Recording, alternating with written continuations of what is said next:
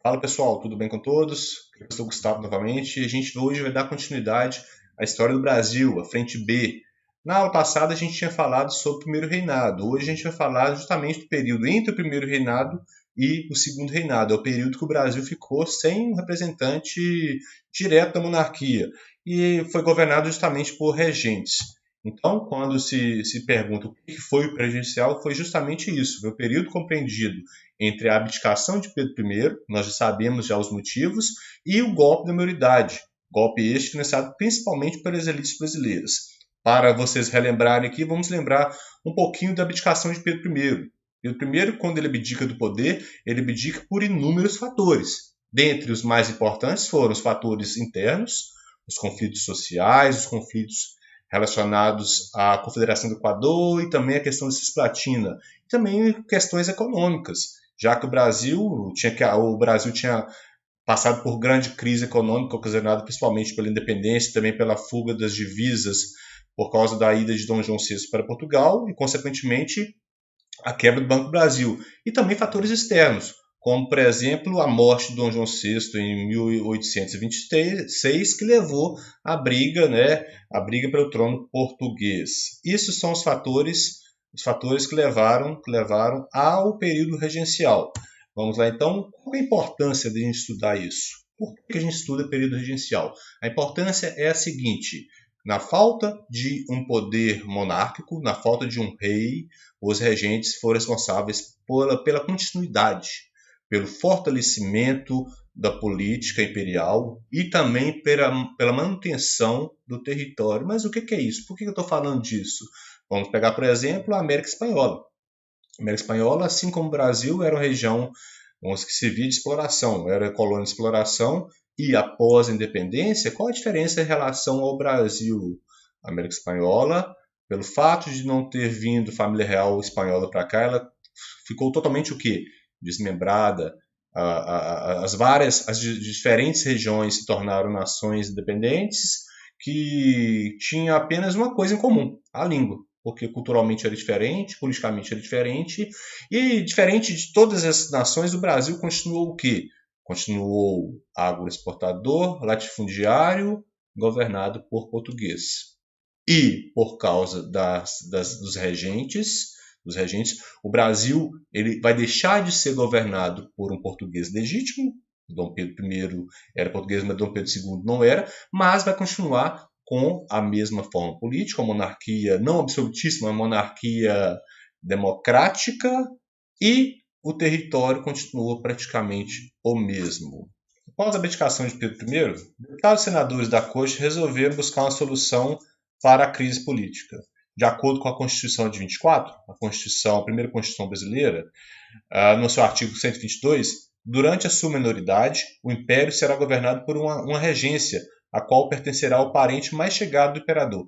Ou seja, se Dom Pedro II não tivesse 18 anos, o governo deveria estar na mão de um irmão com mais de 25 anos. Isso não existia.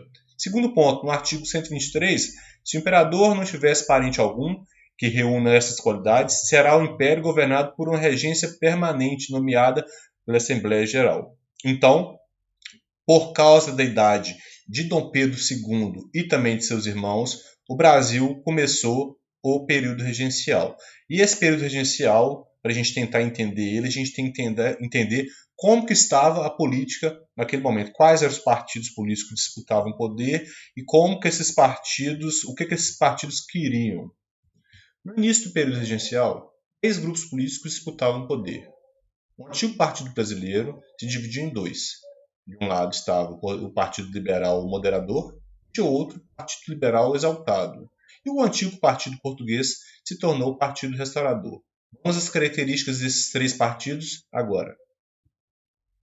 Os liberais exaltados, também chamados farroupilhas, tinham como principal liderança o cirurgião, filósofo, jornalista e político Cipriano Barata, o mesmo que tinha participado da Conjuração Baiana, Revolução Pernambucana e também da Confederação do Equador.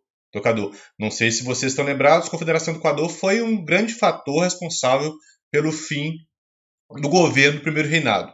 Eles tinham como objetivo o fim do absolutismo, a implementação da república ou, se não desse certo, a monarquia democrática, o federalismo. Eles queriam, então, mais participação política para as províncias, que no caso são os estados de hoje. Do outro lado estavam os liberais moderados, também chamados chimangos, basicamente representantes das elites agroexportadoras, aristocracia rural do Rio de Janeiro, Minas Gerais e São Paulo. Estes, por serem já da elite, eles não tinham grande interesse em mudanças, queriam apenas algumas reformas constitucionais na Constituição de 1824. Por último, restauradores ou caramburus eram os portugueses, representados por comerciantes, burocratas e altas patentes militares. Tinha como liderança José Bonifácio de Andrada, o antigo tutor de Pedro II. Eles, logicamente, queriam a volta de Pedro I. Aproveitando que estamos falando de política, só complementar aqui a relação dos partidos políticos da época. Em 1834, Dom Pedro I morreu em Portugal. Então não existia mais por que ter o Partido Restaurador. Então houve união entre os antigos restauradores junto com moderadores, e esse partido, esses dois, se tornaram o Partido Regressista. E já os exaltados, os que queriam grandes mudanças, tornaram-se progressistas, liderados por Feijó, que vai ser, daqui a pouco a gente vai mostrar, vai ser um dos regentes, da regente Una. O período regencial é dividido em 4 momentos distintos. Os 3 primeiros, momentos estes extremamente progressistas, ou seja, liberal. 4º momento, regressista. Fator este, inclusive, que foi responsável pelo fim do próprio período regencial.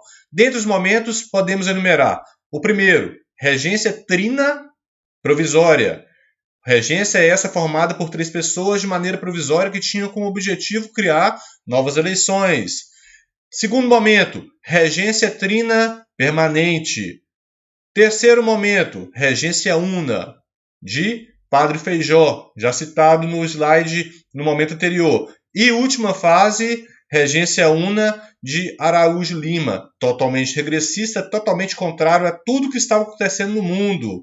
Nós sabemos que neste ano, 1837, 1840, estavam ocorrendo revoluções liberais em toda a parte da Europa e, consequentemente, isso influenciava nas decisões políticas brasileiras.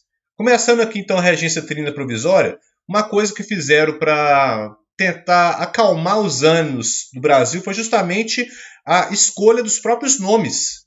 Temos aqui 3 nomes que escolheram um homem chamado Francisco de Lima, um homem do Exército, um homem extremamente conservador e um Nicolau Pereira, que era liberal. Então, quando você reúne 3 pessoas de grupos diferenciados, você consegue agregar mais as pessoas.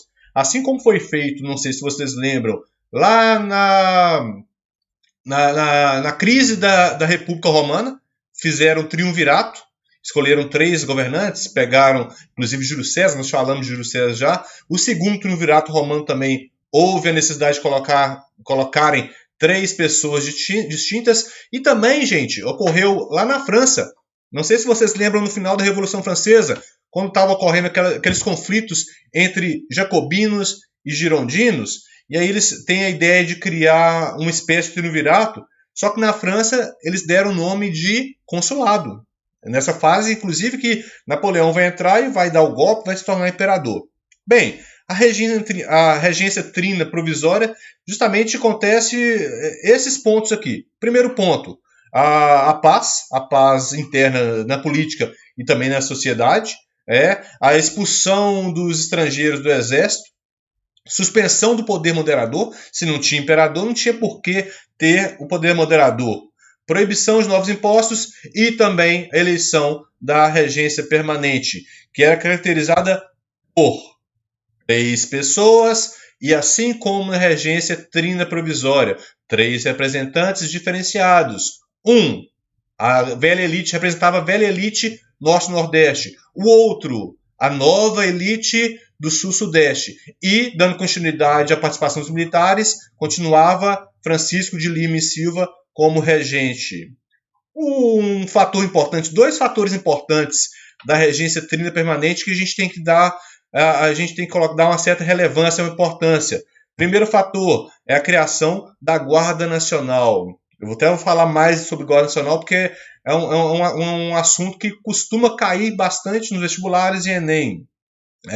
1831 até 1840, a fase regencial, foi o momento brasileiro que se teve grande concentração de lutas de emancipação. O Brasil não tinha um rei, não tinha um governo forte, então foi o momento que mais explodiram revoltas em toda a região brasileira, em todas as regiões do Brasil. Naquele momento, a maioria das revoltas tinha como objetivo melhoria econômica, melhoria social. E acontece que quem que era mandado para combater essas revoltas? Justamente o exército. Mas chegava lá o exército, quando ele descobria os motivos daquela revolta, ele percebia, os membros do exército percebiam que o que aquelas pessoas lutavam eram também as mesmas coisas que o exército também deveria lutar. Porque os membros do exército não tinham um soldo, um salário bom, eles não tinham boas armas, eles não tinham qualidade nenhuma de vida. Então, em muitas ocasiões, os próprios soldados do exército se uniam aos revoltosos.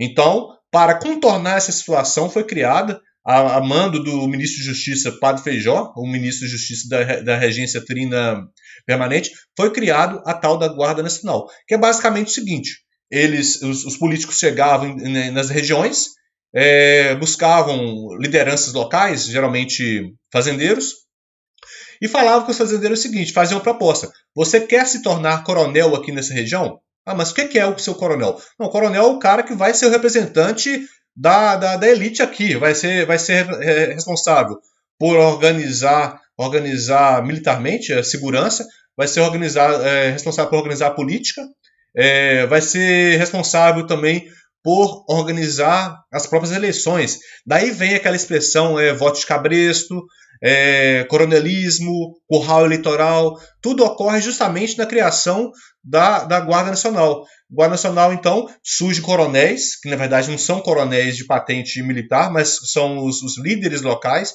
e esses coronéis eles vão buscar pessoas e vão ser o prefeito, eles vão se tornar prefeitos, delegados, juízes das pequenas cidades ao longo do interior nacional. E também, não menos importante, é o ato adicional de 1834.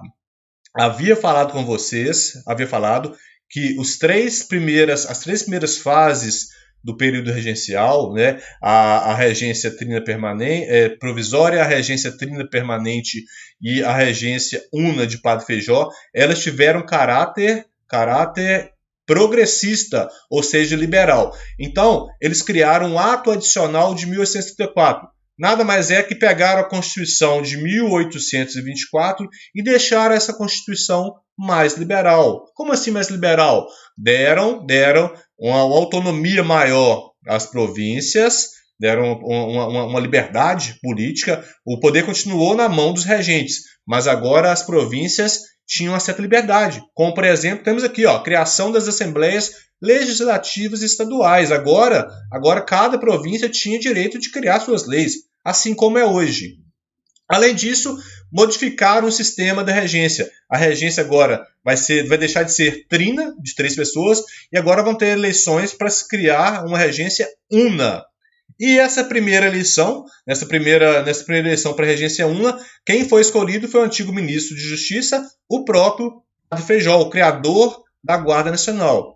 E ele, diferente do momento político, o bom momento político que ele viveu na época que era ministro, agora na regência una, ele já estava um pouco mais velho, já estava um pouco doente, então não repetiu, o governo dele não se repetiu da maneira agradável, né? Tá aqui, como ministro da Justiça na regência permanente, era conhecido por sua violência. Como governante, se revelou um péssimo político e administrador. Não conseguiu derrotar as revoltas do seu governo, farroupilha e cabanagem, e aí não tinha outra opção. Ele, em 1837, ele pede para sair e entra o Araújo Lima, que é o governante, eu falei com vocês, que é extremamente regressista. Como já falado, então, A última regência, que vai de 37 até 40, é marcado por um total volta. Ele cancela praticamente todas as melhorias liberais do ato adicional de 1834. E aí, esse ato que ele fez vai fazer com que todos aqueles políticos que tinham ideias iluministas, todos aqueles políticos que tinham ambições políticas no Brasil, eles começam a buscar soluções para sair, né, dessa regressão política nacional. E aí, juntando todos esses fatores, além de todos os conflitos sociais, a gente vai ver daqui no próximo slide todos os conflitos sociais que ocorreram nessa época, juntou tudo isso, mas o medo do Brasil voltar a ser uma monarquia absolutista hereditária, esses conflitos todos, vai levar ao golpe da maioridade. Espero que tenham entendido. Daqui a pouco tem mais uma videoaula para vocês, falando justamente do golpe da maioridade e das revoltas e também do Segundo Reinado. Bom final de semana para vocês. Até mais, um abraço.